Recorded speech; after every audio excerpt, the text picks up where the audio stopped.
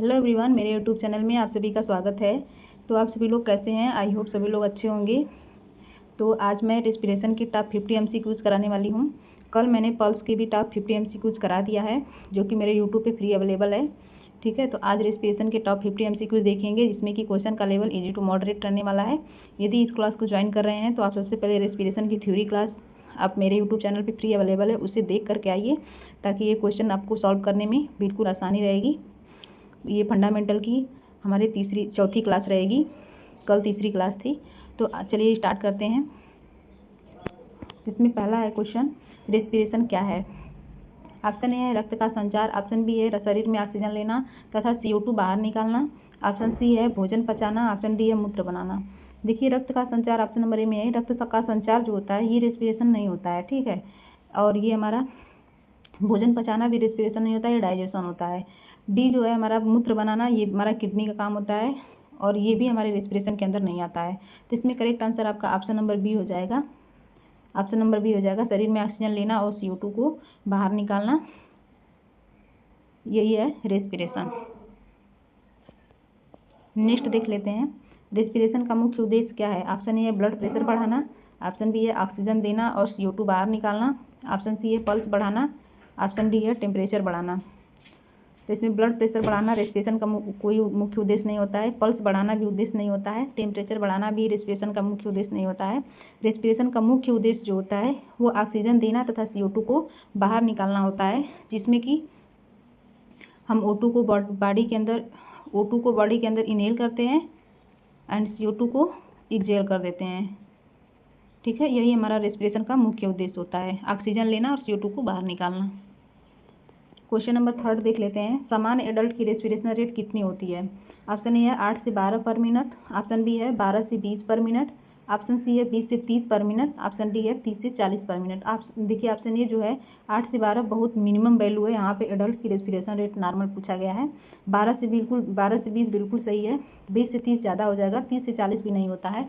तो एडल्ट की जो नॉर्मल रेस्पिरेशन रेट होती है वो 12 से 20 पर मिनट होती है। यदि एवरेज की बात करें तो 16 बीट पर मिनट होती है, ठीक है, ब्रीथ पर मिनट होती है। इसमें करेक्ट आंसर आपका ऑप्शन नंबर बी हो जाएगा। नेक्स्ट क्वेश्चन देख लेते हैं, क्वेश्चन नंबर 4 जो है, न्यूबॉर्न की समान रेस्पिरेशन रेट कितनी होती है? यहाँ पे न्यूबॉर्न का पूछा है। ऑप्शन ए है 12 से 20 पर मिनट, ऑप्शन बी है 20 से 30 पर मिनट, ऑप्शन सी है 30 से 60 पर मिनट, ऑप्शन डी है 60 से लेकर के 80 पर मिनट। तो इसमें करेक्ट आंसर आपका ऑप्शन नंबर सी हो जाएगा, जो कि न्यूबॉर्न की समान रेस्पिरेशन रेट 30 से 60 पर मिनट होती है, और एवरेज की बात करें तो 40 ब्रीथ पर मिनट होती है। नेक्स्ट क्या है क्वेश्चन, देखिए अगला 5th नंबर का, रेस्पिरेशन की इकाई क्या है? ऑप्शन ए है BPM, ऑप्शन बी है mmHg, ऑप्शन सी है breaths per minute, option D है डिग्री सेल्सियस। तो ऑप्शन ए जो है BPM दिया हुआ है, तो BPM का मतलब मेनली हमारा बीट्स पर मिनट होता है, ठीक है। mmHg जो होता है हमारा, ये पल्स हम इसमें देखते हैं, ठीक है। mmHg है, इसमें हम BP देखते हैं, BP की इकाई है ये। और डिग्री सेल्सियस जो है एक टेम्परेचर की यूनिट है। तो इसमें हमारा जो रेस्पिरेशन की इकाई है, इसमें साफ मेंशन है ब्रीथ्स पर मिनट। यदि ब्रीथ पर मिनट नहीं होता तब ये पहला ऑप्शन BPM जा सकता था, जो कि ब्रीथ पर मिनट मान के आंसर करते, लेकिन यहाँ पे क्लियरली मेंशन है ऑप्शन नंबर सी में कि ब्रीथ पर मिनट है। तो ये हमारा करेक्ट आंसर आपका ऑप्शन नंबर सी जाएगा, जो कि रेस्पिरेशन की यूनिट होती है ब्रीथ पर मिनट में। नेक्स्ट क्वेश्चन देख लेते हैं, रेस्पिरेशन सेंटर कहाँ होता है? जिसमें ऑप्शन है, ऑप्शन नंबर ए है सेरिबेलम, ऑप्शन बी है हाइपोथैलेमस, ऑप्शन सी है मेडुला ऑब्लंगाटा, ऑप्शन डी है फ्रंटल लोब। तो सेरिबेलम जो होता है ये हमारे बॉडी के बैलेंस मेंटेन करने में हेल्प करता है, यानी बॉडी पोस्चर को बनाने में, बॉडी बैलेंस यानी बॉडी कोऑर्डिनेशन करने में हेल्प करता है सेरिबेलम, जो कि हैंड ब्रेन होता है पार्ट।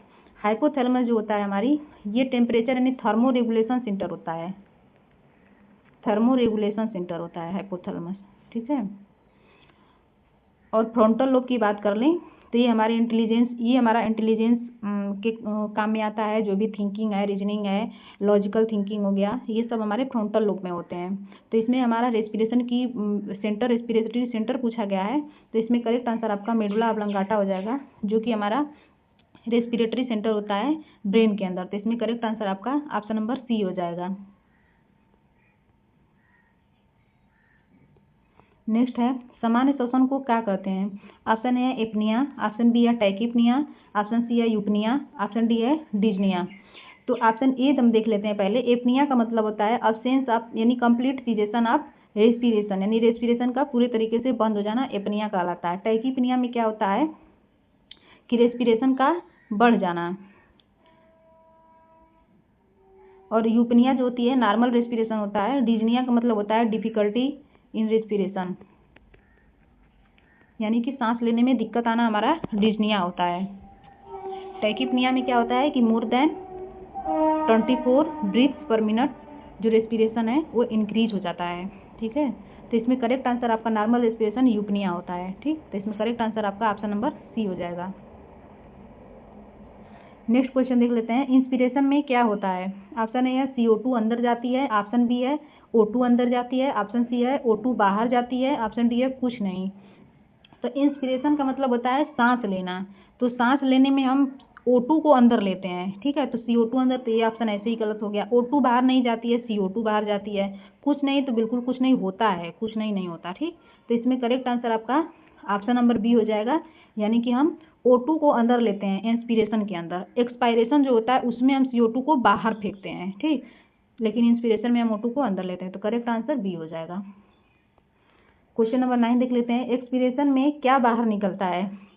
ऑप्शन ए है ऑक्सीजन, ऑप्शन बी है नाइट्रोजन, ऑप्शन सी है कार्बन डाइऑक्साइड, ऑप्शन डी है हाइड्रोजन। देखिए हाइड्रोजन का तो कोई इसमें रोल नहीं है।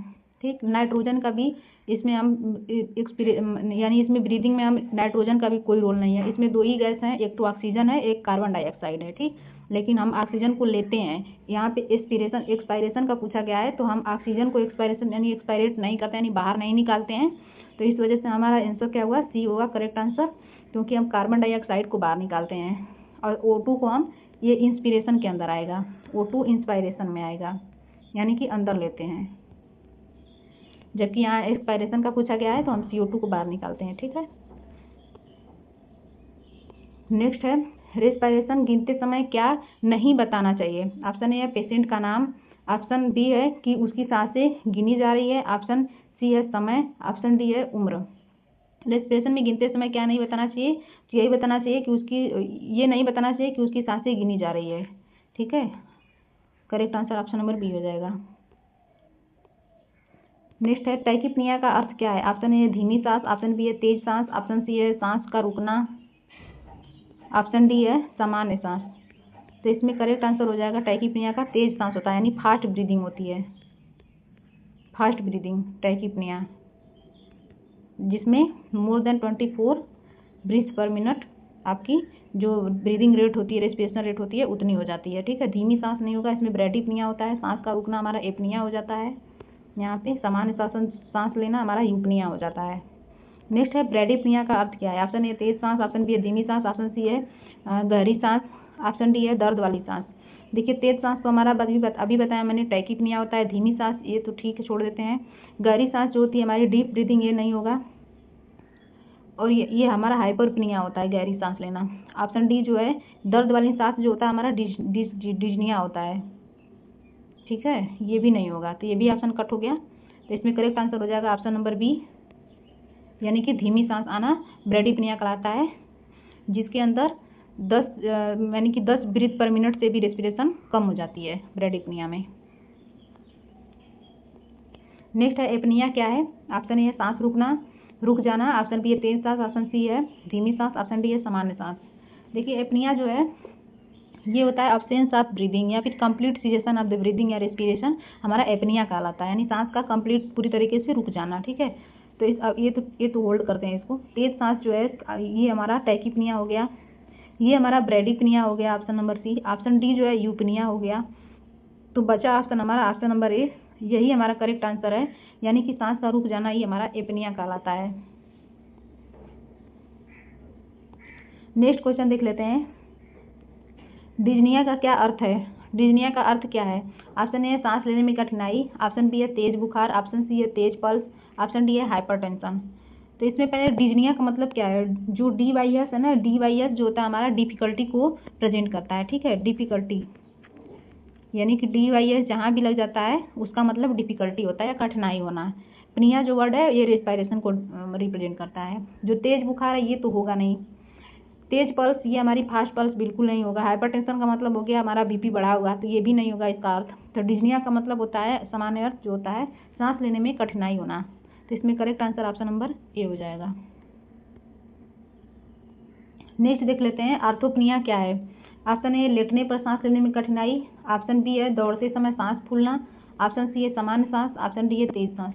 देखिए जो तेज सांस है इसका आर्थोपनिया का मतलब नहीं होता। सांस सामान्य सांस भी आर्थोपनिया नहीं होता है। दौड़ते समय सांस फूलना ये भी नहीं होता आर्थोपनिया का अर्थ। इसमें आर्थोपनिया का अर्थ क्या होता है कि हम ब्रीदिंग को हम बस अपराइट, या तो हम अपराइट पोजीशन में बैठे हुए हैं तो लेकिन अपराइट पोजीशन में हम ब्रीदिंग कर पा रहे हैं, या तो फिर हम स्टैंडिंग पोजीशन में हम नॉर्मल रेस्पिरेशन कर पा रहे हैं, वही हमारा आर्थोपनिया होता है। लेकिन इसमें करेक्ट आंसर आपका ऑप्शन नंबर ए हो जाएगा, यानी कि हम इसमें दो ही कंडीशन में सांस लेते हैं, या तो अपराइट पोजीशन में बैठे हैं तब ले सकते हैं, या फिर हम स्टैंडिंग पोजीशन में ले सकते हैं। और हम जिस भी पोजीशन में लेंगे तो उसमें हम सांस में हमें लेने में डिफिकल्टी महसूस होगी। तो यही यहाँ पे दिया हुआ है कि हम लेटते समय सांस लेने में कठिनाई होना, यही हमारा आर्थोपनिया है, क्योंकि हम सांस ले पाते हैं सिर्फ स्टैंडिंग एंड अपराइट पोजीशन में। अगर यदि हम लेट करके सांस लेते हैं तो उसमें डिफिकल्टी होगी। यही हमारा आर्थोपनिया टर्म है, ठीक है। तो करेक्ट आंसर इसमें ऑप्शन नंबर ए हो जाएगा। समझ गए होंगे आप। नेक्स्ट है हाइपर वेंटिलेशन क्या है। इसमें ऑप्शन ए देख लेते हैं बहुत तेज और गहरी सांस लेना, ऑप्शन बी है सांस का रुकना, ऑप्शन सी है धीमी सांस, ऑप्शन डी है सामान्य सांस। सामान्य सांस तो नहीं होगा, यूपनिया। धीमी सांस हमारा ब्रेडिपनिया हो गया, सांस का रुकना हमारा एपनिया हो गया। तो इसमें बचा ऑप्शन एक ही है। तो करेक्ट आंसर आपका ऑप्शन नंबर ए हो जाएगा, यानी कि फास्ट एंड डीप ब्रीदिंग जो होता है वही हमारा हाइपर वेंटिलेशन होता है। इसके अंदर जो लंग्स होते हैं बहुत ज़्यादा एक्सपैंड हो जाते हैं, ठीक है। तो करेक्ट आंसर आपका ऑप्शन नंबर ए हो जाएगा। नेक्स्ट है हाइपोवेंटिलेशन क्या है।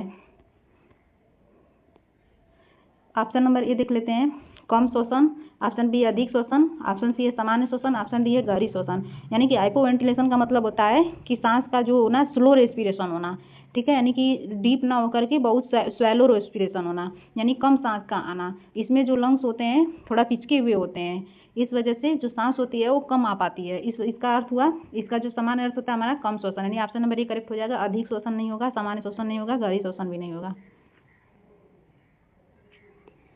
इसमें आप नेक्स्ट देख लेते हैं चेन स्टोक रेस्पिरेशन की विशेषता क्या है। ऑप्शन ए है नियमित सांस, ऑप्शन बी है बढ़ती घटती सांस और बीच में अपनिया, ऑप्शन सी है केवल तेज सांस, ऑप्शन डी है केवल धीमी सांस। ये तो सी और डी तो होगा नहीं, नियमित सांस भी नहीं इसमें आता है। चेन स्टोक रेस्पिरेशन में क्या होता है कि ये हमारी घटती बढ़ती सांस रहती है और बीच बीच में हमारा एपनिया के एपिसोड देखने को मिलते हैं। यही हमारा चेन स्टोक रेस्पिरेशन होता है, यानी कि एक चेन की तरह हमारी डीप सैलो देन जो बीच बीच में हमारी एपनिया के एपिसोड आते रहते हैं, वही हमारा चेन स्टोक रेस्पिरेशन कहलाता है। तो इसमें करेक्ट आंसर आपका ऑप्शन नंबर बी हो जाएगा, ठीक है, ऑप्शन नंबर बी हो जाएगा। नेक्स्ट देख लेते हैं कुछ स्मॉल रेस्पिरेशन किस रोग में होती है। ऑप्शन ए है डायबिटिक कीटोएसिडोसिस, ऑप्शन बी है अस्थमा, ऑप्शन सी है हाइपरटेंशन, ऑप्शन डी है फीवर। तो देखिए अस्थमा में तो हमारी बीजिंग साउंड आती है, हाइपरटेंशन में ऐसा कोई रेस्पिरेशन नहीं है, फीवर में भी नॉर्मल कुछ रहता है, लेकिन यहाँ पे डायबिटिक जो कीटोएसिडोसिस होता है DKA, इसी में हमारा कुछ स्मॉल रेस्पिरेशन देखने को मिलता है। इसमें जो हमारी स्वीटिंग थोड़ा सा फ्लावर की जैसे हमारी गंध इसमें आती है डायबिटिक कीटोएसिडोसिस में। तो इसका करेक्ट आंसर हो जाएगा ऑप्शन नंबर ए, यानी कि डायबिटिक कीटोएसिडोसिस में हमारा कुछ स्मॉल ब्रीदिंग देखने को मिलती है, फ्रूटी स्मेल देखने को मिलता है इसमें।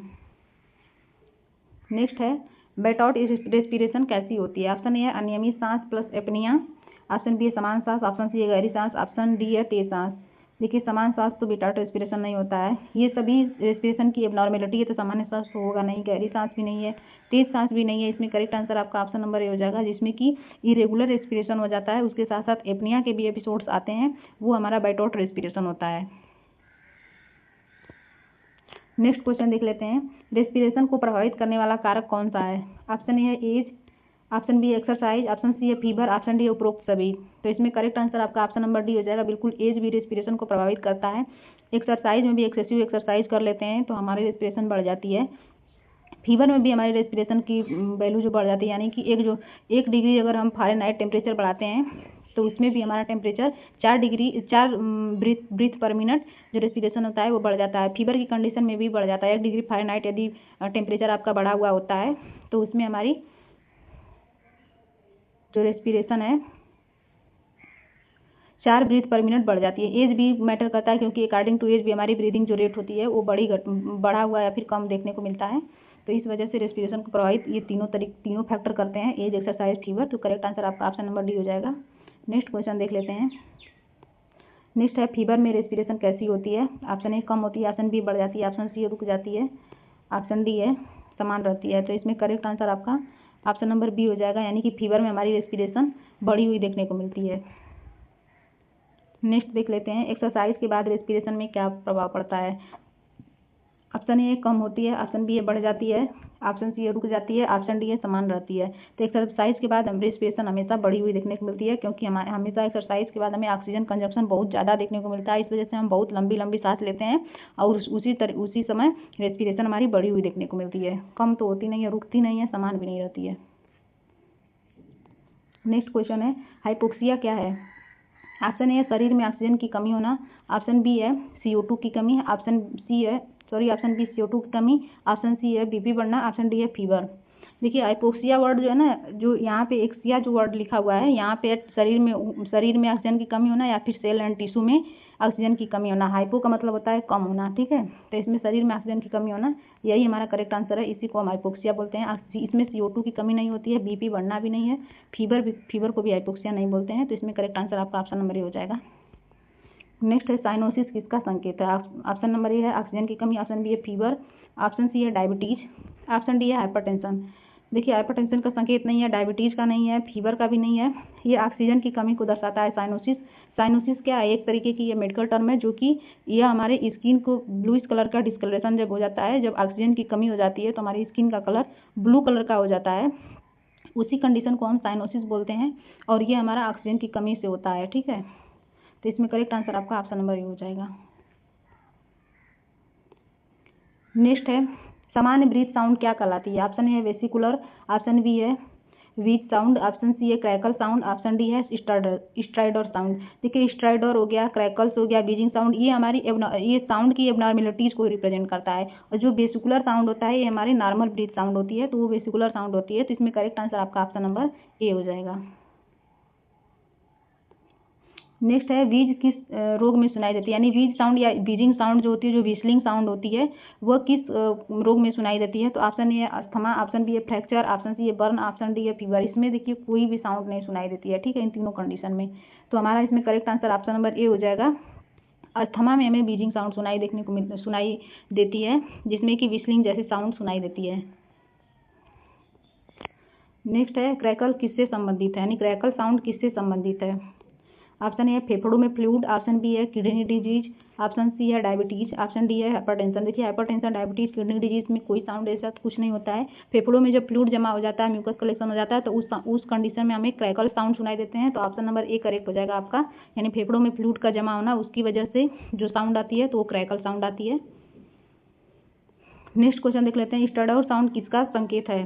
Option A upper airway obstruction, option B है फीवर, ऑप्शन सी है नॉर्मल रेस्पिरेशन, ऑप्शन डी है टैकीकार्डिया। टैकीकार्डिया में तो फास्ट पल्स हो जाती है, फास्ट हमारी हार्ट बीट हो जाती है, नॉर्मल रेस्पिरेशन तो होगा नहीं इसमें। फीवर में ऐसा नहीं है स्टडर का संकेत। इसमें करेक्ट आंसर आपका ऑप्शन नंबर ए हो जाएगा, जो कि अपर एयरवे ऑब्स्ट्रक्शन की वजह से हमारा स्टडर साउंड सुनाई देता है। तो इसमें करेक्ट आंसर आपका ऑप्शन नंबर ए हो जाएगा। नेक्स्ट है, एडल्ट में ब्रेडिपनिया कितनी रेस्पिरेशन रेट से कम होती है? ऑप्शन ए लेस देन 12 पर मिनट, ऑप्शन बी है मोर देन 12 पर मिनट, ऑप्शन सी है 12 से 20 पर मिनट, ऑप्शन डी है 25 पर मिनट। ये तो होगा नहीं, ये नॉर्मल हमारा होता है, ये भी नहीं होगा, 20 से ज़्यादा ये भी नहीं होगा यहाँ पे, क्योंकि ब्रेडिपनिया पूछा गया है। तो इसमें करेक्ट आंसर आपका ऑप्शन नंबर ही हो जाएगा, यानी कि 12 ब्रीथ पर मिनट से जब रेस्पिरेशन कम हो जाती है तो उस कंडीशन को ब्रेडिपनिया बोलते हैं। कहीं कहीं 10 ब्रीथ पर मिनट से भी कम होता है तो उस कंडीशन को ब्रेडिपनिया बोलते हैं, लेकिन अकॉर्डिंग टू ऑप्शन इसमें 12 ब्रीथ पर मिनट से कम जो रेस्पिरेशन है वो चला जाएगा। ऑप्शन नंबर ए सही हो जाएगा। नेक्स्ट देख लेते हैं 31 का, एडल्ट में टैकीपनिया कितनी रेस्पिरेशन रेट से अधिक होती है? ऑप्शन ए है 12 से कम, ऑप्शन बी है 20 से ज़्यादा, ऑप्शन सी है 12 से 20 पर मिनट, ऑप्शन डी है 10 पर मिनट। इसमें देखिए नहीं होगा, 10 पर मिनट से कम होना ज़्यादा इसमें होगा नहीं, 12 से 20 नॉर्मल है, 12 से कम हमारा ब्रेडिपनिया है। तो इस वजह से इसमें correct answer according to option B चला जाएगा, यानी कि 20 इसमें टैकीपनिया मेनली हमारा 24 से ब्रीथ पर मिनट से ज़्यादा होता है रेस्पिरेशन रेट, तो उस कंडीशन को टैकीपनिया बोलते हैं, लेकिन अकॉर्डिंग टू ऑप्शन इसमें 20 दिया हुआ है, तो इसमें हमारा करेक्ट आंसर बी ही होगा। नेक्स्ट क्वेश्चन देख लेते हैं, रेस्पिरेशन असेसमेंट में क्या देखा जाता है? ऑप्शन है रेट, रिदम, ऑप्शन सी है डेप्थ, ऑप्शन डी है उपरोक्त सभी। बिल्कुल सही बात है, ऑप्शन डी इसका करेक्ट आंसर हो जाएगा। इसमें हम रेस्पिरेशन रेट भी देखते हैं, उसकी रिदम देखते हैं, उसकी डेप्थ भी देखते हैं, तो इसमें सभी ऑप्शन सही है। नेक्स्ट है शैलो रेस्पिरेशन का अर्थ क्या है? ऑप्शन ए उथली सांस, ऑप्शन बी है गहरी सांस, ऑप्शन सी है सामान्य सांस, ऑप्शन डी है तेज सांस। तेज सांस तो नहीं होगी, इसमें फास्ट ब्रीदिंग होती है। शैलो रेस्पिरेशन का मतलब होता है उथली सांस लेना, यानी धीरे बहुत धीमी धीमी सांस लेना। इसमें करेक्ट आंसर आपका ऑप्शन नंबर ए हो जाएगा।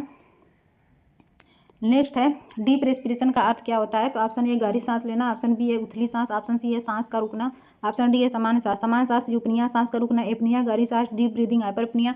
यानी इसमें कौन सी डीप रेस्पिरेशन का मतलब, सॉरी ये उथली सांस नहीं होगा, डीप रेस्पिरेशन का मतलब होता है आपका गहरी सांस लेना। इसमें correct answer option number A हो जाएगा, यानी कि डीप रेस्पिरेशन में हम बहुत लंबी लंबी सांसें लेते हैं, गहरी सांस लेते हैं, तेजी से सांस लेते हैं। ऑप्शन नंबर ए करेक्ट हो जाएगा। 35 का देख लेते हैं, रेस्पिरेशन की मुख्य मसल कौन सी होती है? ऑप्शन ए है डायफ्राम, ऑप्शन बी है बाइसेप्स, ऑप्शन सी है ट्राइसेप्स, ऑप्शन डी है डेल्टॉइड। ये देखिए तीनों अपर आर्म की आपकी मसल्स होती हैं, तो अपर आर्म में तो कोई रेस्पिरेशन का कोई वो नहीं है, ठीक है, तो ये ऑप्शन तीनों ही गलत हो जाएंगे।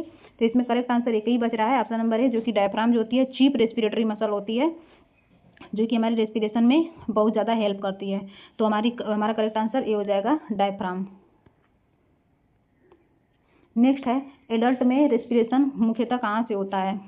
ऑप्शन ए है chest, option B abdomen, option C है आर्म, ऑप्शन डी है नेक। नेक नहीं, आर्म में कोई रेस्पिरेशन नहीं होता है, एब्डोमेन में भी नहीं होता है। ऑप्शन नंबर ए करेक्ट हो जाएगा आपका, चेस्ट से रेस्पिरेशन होता है मुख्यतः एडल्ट के अंदर। 37 देख लेते हैं, इन्फेंट में रेस्पिरेशन मुख्यतः कहाँ से होती है? ऑप्शन ए है चेस्ट, ऑप्शन बी है एब्डोमेन, ऑप्शन सी है नेक, ऑप्शन डी है आर्म। आर्म नेक चेस्ट तो होगा नहीं, इन्फेंट का पूछा है, तो इसमें हमारा correct answer option number B हो जाएगा। इन्फेंट में हमेशा एब्डोमेन से रेस्पिरेशन होता है। नेक्स्ट है 38 का रेस्पिरेशन रिकॉर्ड कहाँ किया जाता है, कहाँ की जाती है? ऑप्शन ए है vital sign chart, option B है डाइट चार्ट, ऑप्शन सी है ड्रग चार्ट, ऑप्शन डी है फ्लूइड चार्ट। फ्लूइड चार्ट में हम जितने भी आईवी फ्लूइड्स जो भी हमारे इन्फ्यूजन किए होते हैं उसका हम रिकॉर्ड रखते हैं। ड्रग चार्ट में हमारे ड्रग एडमिनिस्ट्रेशन, ड्रग इवेल्युएशन इसका हम रिकॉर्ड रखते हैं। डाइट चार्ट में हम जो भी खाने पीने की चीज़ें होती हैं, हमारी इनटेक आउटपुट चार्ट में इनटेक आउटपुट जो होता है हमारा आता है, वो हमारा डाइट चार्ट में होता है। तो रिकॉर्ड जो हम रखते हैं रेस्पिरेशन का, तो हमारा वाइटल साइन चार्ट में होता है, क्योंकि रेस्पिरेशन भी हमारा एक वाइटल साइन है, इस वजह से हम इसका रिकॉर्ड हमेशा वाइटल साइन चार्ट में करते हैं। तो इसका करेक्ट आंसर हमारा ऑप्शन नंबर ए हो जाएगा। नेक्स्ट है रेस्पिरेशन कब मापी जाती है? ऑप्शन ए है आराम की अवस्था में, ऑप्शन बी है दौड़ने के तुरंत बाद, ऑप्शन सी है खाने के तुरंत बाद, ऑप्शन डी है नहाने के तुरंत बाद। देखिए दौड़ने के तुरंत बाद ईरर आ जाएगा, खाने के तुरंत बाद, नहाने के तुरंत बाद, इन सभी में रेस्पिरेशन ईरर आ जाएगा, ठीक है, कम या ज़्यादा हो सकता है। लेकिन आराम की अवस्था में यदि आप रेस्पिरेशन का असेसमेंट कर रहे हैं तो बिल्कुल वो एग्जैक्ट वैल्यू आएगी, तो इस वजह से करेक्ट आंसर आपका ऑप्शन नंबर ए हो जाएगा। नेक्स्ट क्वेश्चन देख लेते हैं, रेस्पिरेशन किस वाइटल साइन कब आ गए?